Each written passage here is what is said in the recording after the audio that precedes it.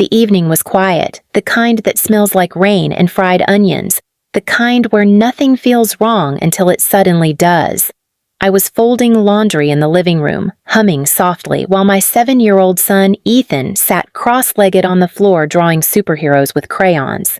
My mom, Lorraine, was on the couch scrolling through her phone like the world owed her attention. She barely looked at him, she never did, but I still hoped that maybe this time she'd notice something good in him. "Grandma," Ethan said, his little voice shy but hopeful. He'd never called her that before. He looked up from his paper, smiling like he was testing something new, something warm. Please subscribe to our channel and tell us in comments from where are you watching this video. The sound of that word, grandma, seemed to slice through her. She lowered her phone, her eyes narrowing as if he'd cursed her instead of honoring her. "What did you just call me?" she said, her voice sharp enough to cut glass. Ethan blinked, confused. "Grandma," he said again, softer this time. The slap came so fast that I didn't register it until the sound echoed off the walls. His crayon rolled across the floor. He stared at her, cheeks flushed red, more confused than hurt. I froze, laundry still in my hands, heart pounding in my chest. "Mom!" I shouted, rushing to him, but she just leaned back, smirking. "That title's for kids who deserve bloodlines," she sneered, "not bastards from a mistake." It was like someone ripped open the floor beneath me. Ethan's eyes welled up as he clutched his face, his lower lip trembling. I held him close, my hands shaking, every nerve in my body begging me to scream, to break something, to make her feel what she just did. But my mother just laughed, a deep, ugly, hollow sound. "Oh, please, you're too dramatic. Maybe if you'd chosen better men, your kid wouldn't embarrass himself trying to belong." "Stop," I said quietly, my voice shaking. She stood up, towering over me. "Don't tell me what to do in my house. I gave you life and you gave me shame. That's all you've ever been good for." Ethan clung to my leg, his tiny hands gripping the fabric of my jeans like he was trying to keep me from breaking apart. My head spun, my throat burned, and all I could think of was getting him out of that house, out of that poisonous air. I grabbed his jacket, my purse, his drawing, and headed for the door. But Mom blocked the way.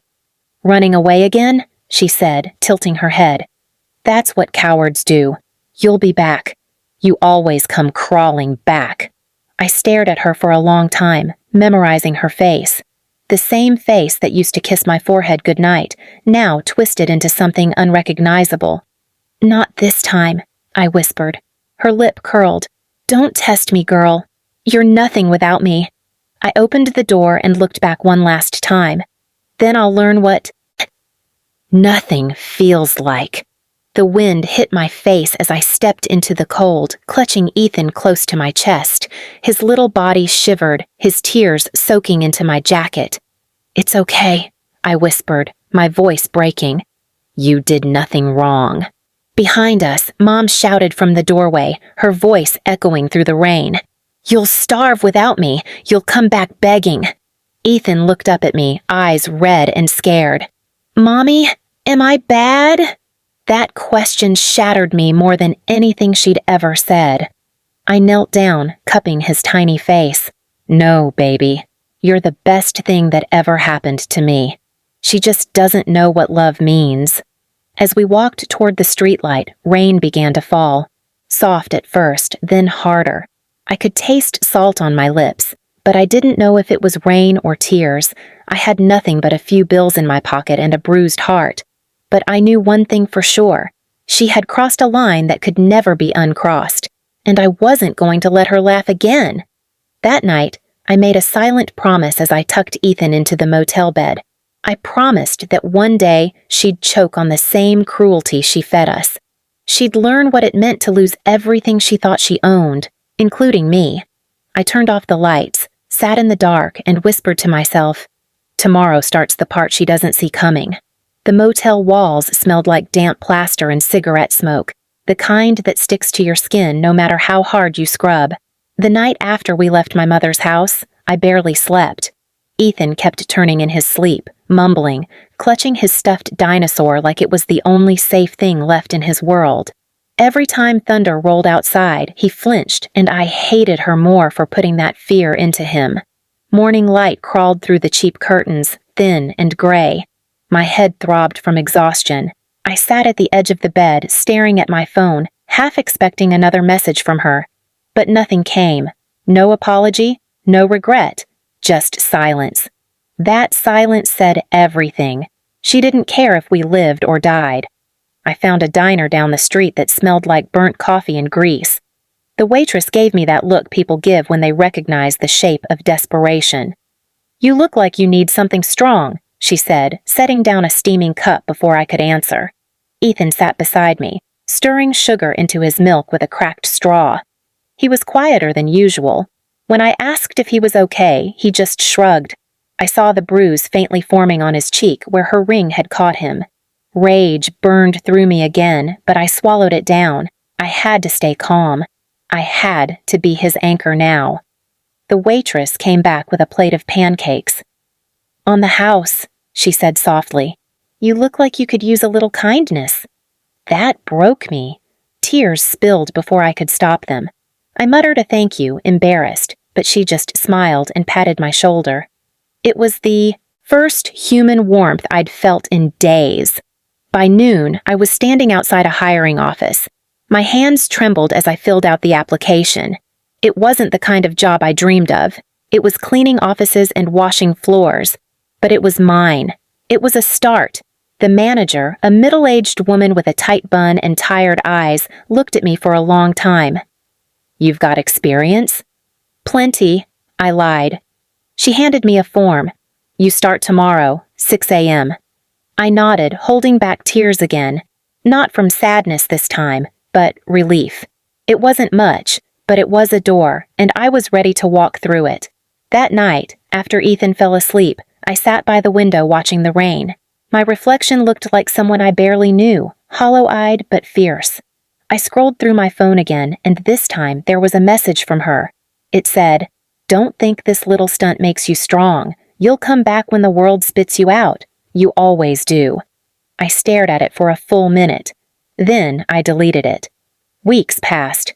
The routine became survival. Work, pick up Ethan, cheap dinners, early nights. My hands ached from scrubbing floors, but I didn't care. Each ache felt like progress. Each blister felt like proof I didn't need her. Then one afternoon, at work, I overheard something that made me stop mid-scrub. The company I was cleaning for was looking for a new front desk assistant, someone to handle scheduling and basic computer work. I had those skills. Years ago, before my mother tore my confidence to shreds, I had dreamed of working in administration. That night, after Ethan went to bed, I borrowed an old laptop from a coworker and updated my resume. I stayed up until dawn, typing, editing, reminding myself who I used to be. A week later, I got the job. I told Ethan by taking him for ice cream. He jumped up and hugged me so hard I nearly dropped the cone. "Does this mean we can get a new house, Mommy?" "Someday," I said. "Maybe sooner than we think." He grinned, and for the first time in months, I saw a piece of the little boy he used to be. Months rolled by. I saved every penny. I found a small apartment with peeling paint and a broken heater, but it was ours. No one screamed there. No one hit him. The first night we slept there, Ethan curled up beside me on the mattress and whispered, "It's quiet here." I kissed his hair. That's how peace sounds. But peace never lasts long when your past still breathes. It was a Sunday afternoon when the knock came. I opened the door and froze. My mother stood there, looking thinner, older, angrier, but her eyes still carried that same venom.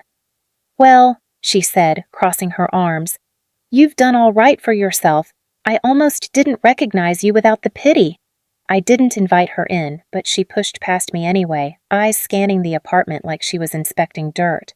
"This where you live now? Looks like a shoebox. Bet the neighbors can hear every breath."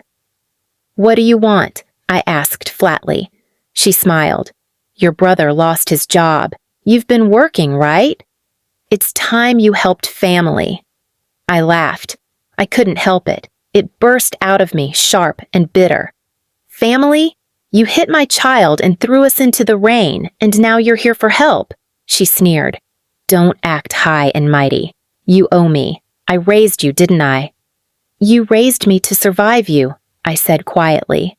Ethan peeked from the hallway and her eyes darted toward him. "Still hiding behind him, huh? Like mother, like son. Weakness runs in the blood." Something inside me shifted.